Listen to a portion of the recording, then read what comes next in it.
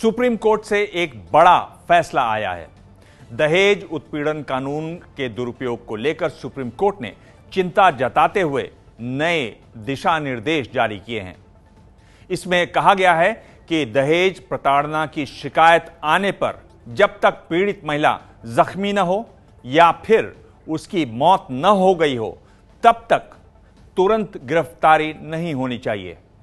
Court के नए दिशा निर्देशों का उन लोगों ने स्वागत किया जो दहेज के झूठे मामलों में फंसे हैं।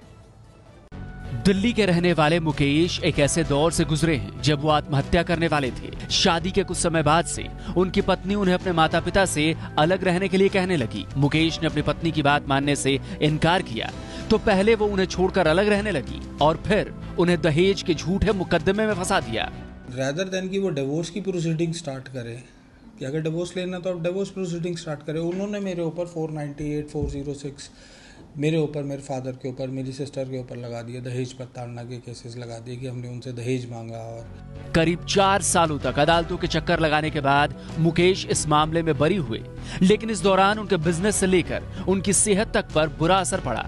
शोनी कपूर की भी कुछ ऐसी ही कहानी है। मेरा 2008 में मेरे ऊपर 498, 406 का मुकदमा हुआ था। तब मुझे कानून के बारे में कुछ नहीं पता था।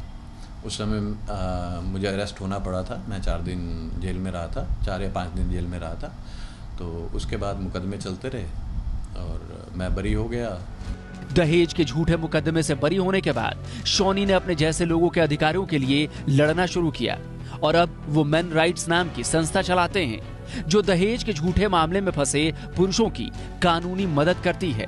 सुप्रीम कोर्ट ने कहा है कि आईपीसी 498A से जुड़ी शिकायतों को देखने के लिए हर जिले में एक परिवार कल्याण समिति का गठन किया जाए। समिति की रिपोर्ट के आधार पर ही आगे की कार्रवाई हो और आम हालात में रिपोर्ट आने से पहले गिरफ्तारी न हो।